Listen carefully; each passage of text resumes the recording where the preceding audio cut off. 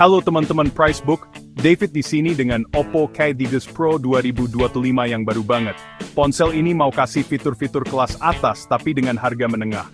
Oppo bilang ada peningkatan besar, layar lebih bagus, kamera lebih canggih, dan prosesor lebih cepat. Tapi, beneran bisa bersaing di pasar yang ramai ini? Hari ini, kita bakal bahas desainnya, kameranya, performanya, baterainya, dan nilainya. Kita udah pakai ponsel ini sebagai daily driver selama seminggu, kita coba sampai batasnya. Kita bakal bandingin sama pesaing-pesaing top biar kalian bisa mutusin, ini upgrade yang pas atau bukan.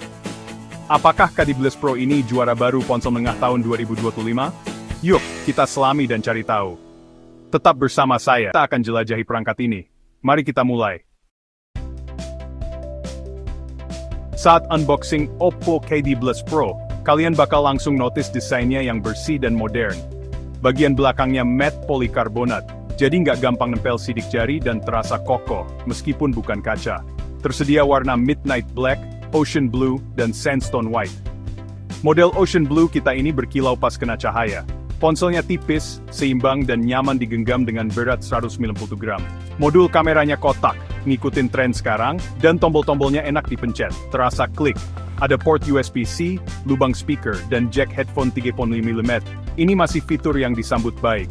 Slot SIM-nya bisa dual nano SIM dan micro SD, tapi belum ada rating IP resmi buat ketahanan air.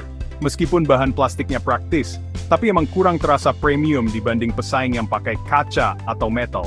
Tapi desainnya fungsional dan nyaman, fokusnya ke kemudahan pakai sehari-hari. Ini evolusi yang aman dari Oppo. Lebih ngutamain kepraktisan daripada kemewahan. Kalau kalian mau ponsel yang enak digenggam dan kelihatan modern, K3 Pro ini bisa diandalkan. Cuma jangan harap materialnya sekelas flagship ya. Layar AMOLED 6,7 inci, Oppo K3 Pro ini jadi salah satu daya tarik utamanya. Warnanya cerah, hitamnya pekat, dan resolusi Full HD Plus bikin semuanya tajam. Dengan refresh rate 120 Hz, scrolling dan main game jadi super mulus. Refresh rate adaptif bantu hemat baterai, dia bakal turun kalau kalian lagi lihat konten statis. Kecerahan layarnya bisa sampai 1000 nits, jadi di luar ruangan pun tetap jelas banget. Bezel tipis dan kamera punch hole kecil, bikin tampilannya modern dan imersif. Gorilla Glass Timang kasih perlindungan yang lumayan, tapi tetap disarankan pakai screen protector ya. Dukungan HDR Span Plus, artinya kalau streaming konten, gambarnya bakal kelihatan fantastis. Dari awal, warnanya udah ngejreng, tapi kalian bisa ganti ke mode yang lebih natural kalau suka. Secara keseluruhan, layar ini bisa bersaing sama ponsel yang harganya jauh lebih mahal. Ini jelas salah satu nilai terbesar K3 Pro. Oppo menyoroti kameranya, dan K3 Pro punya sensor utama 108MP. Foto di siang hari detail dan warnanya cerah, dengan dynamic range yang solid. Ultrawide 8MP berguna buat foto grup atau pemandangan, tapi kualitasnya turun, apalagi di kondisi minim cahaya. Lensa makro 2MP itu lebih ke gimmick, cuma bisa dipakai di kondisi terang.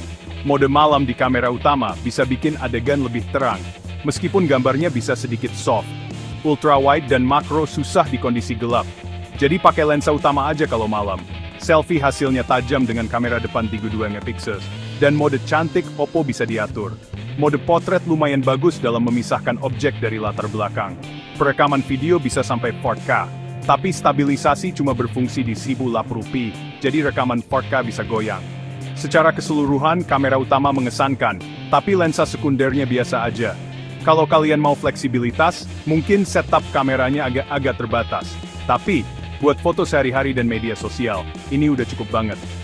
K3 Pro yang solid untuk harganya. Yang ngasih tenaga ke K3 Pro adalah chipset MediaTek Dimensity 8300 Ultra. Ini cepat, efisien, dan bisa handle multitasking serta gaming dengan mudah. Pilih antara RAM 8GB atau 12GB, keduanya LPDDR4X yang ngebut. Game kayak Genshin Impact jalan mulus di setelan tinggi, cuma agak hangat sedikit setelah sesi panjang. Pilihan penyimpanannya besar, 256GB atau 15GB, keduanya UFS 4.0 buat buka aplikasi cepat dan transfer file. Kalian bisa tambah penyimpanan pakai kartu microSD, tapi harus pilih antara SIM kedua atau ruang lebih. Dibanding pesaing, K3 Pro seringkali ngalahin kompetitor yang pakai Snapdragon di kelas ini. Mau kalian gamer, suka multitasking, atau cuma mau ponsel cepat, performa adalah kekuatan utamanya. KDD Bliss Pro ini terasa kayak flagship dalam pemakaian sehari-hari. Ini salah satu ponsel tercepat yang bisa kalian dapatkan dengan harga segini. Kecepatan dan kelancaran gak pernah jadi masalah di sini. Baterai 5500 mAh KDD Bliss Pro ini bener-bener kuat. Meskipun dipakai berat, media sosial, video game, dia gampang banget tahan seharian penuh. Seringkali masih sisa 30-40%. Pengguna ringan bisa sampai 2 hari. Kalau perlu ngecas, pengisian cepat 100 watt SuperVOOC itu game changer. Dari 0 ke 50% cuma sekitar 12 menit, dan penuh dalam waktu kurang dari setengah jam. Charger dan kabelnya udah termasuk di dalam kotak. Engine kesehatan baterai Oppo, janjiin daya tahan baterai jangka panjang. Tetap 80% kapasitas setelah 1600 siklus. Itu sekitar 4 tahun pengisian harian, bagus banget buat jangka panjang. Satu-satunya yang kurang cuma pengisian nirkabel, yang beberapa pesaing udah punya. Tapi, pengisian kabel yang super cepat itu lebih dari cukup. Daya tahan baterai dan pengisian adalah fitur unggulan. Kalian gak bakal nyari-nyari charger di tengah hari. KDD Bliss Pro pakai Android Mi Blast dengan ColorOS Mi Blast dari Oppo. ColorOS sekarang lebih bersih, lebih cepat, dan penuh fitur berguna. Kustomisasinya dalam bisa ganti ikon, font, dan always-on display sesuai selera. Smart sidebar dan multitasking split screen bikin layar besar lebih produktif.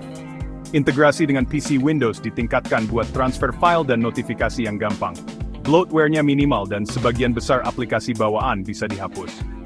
Oppo janjiin 3 update Android besar dan 4 tahun patch keamanan. Itu komitmen yang kuat buat ponsel kelas menengah. Beberapa mungkin merasa ColorOS agak ramai dibanding Android murni, dan manajemen notifikasi bisa agresif. Tapi secara keseluruhan, ini pengalaman yang cepat, stabil, dan kaya fitur. Softwarenya cocok dengan kekuatan hardwarenya. Kebanyakan pengguna bakal suka dan merasa ini bisa diandalkan. Nggak ada ponsel yang sempurna, dan KDD Bliss Pro juga punya kekurangannya. Bahan plastik dan nggak adanya ketahanan air bikin dia terasa kurang premium dibanding beberapa pesaing. Kamera sekundernya ultrawide dan makro, kurang memuaskan, apalagi di kondisi minim cahaya. Speaker stereo hybridnya nggak seimbang atau imersif kayak setup dual speaker sejati. Pengisian nirkabel nggak ada, padahal beberapa kompetitor udah nawarin. Dengan harga sekitar 6,5 juta rupiah, dia bukan yang termurah di kelasnya. Kalian bayar lebih sedikit buat merek Oppo, layar, dan teknologi pengisiannya. Kalau kalian mau build kualitas terbaik atau fleksibilitas kamera, cari yang lain.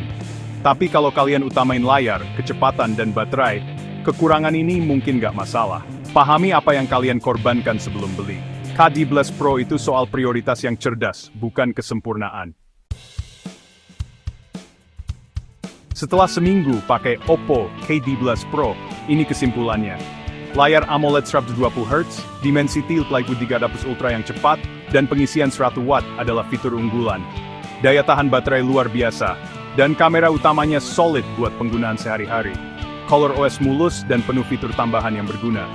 Kekurangannya, bodi plastik, nggak ada rating IP, dan kamera sekunder yang biasa aja. Kalau kalian mau layar cantik, performa top, dan pengisian super cepat, KDD Bliss Pro adalah pilihan kelas menengah yang fantastis. Ini daily driver yang bisa diandalkan, dan gak bakal bikin kalian kecewa. Kalau kalian butuh bodi yang tangguh atau fleksibilitas kamera terbaik, pertimbangkan pilihan lain. Buat kebanyakan pengguna, kelebihan KDD Bliss Pro jauh lebih banyak daripada kekurangannya. Ini kandidat kuat untuk ponsel menengah terbaik tahun 2025. Sekian review kali ini. Sampai jumpa di lain waktu.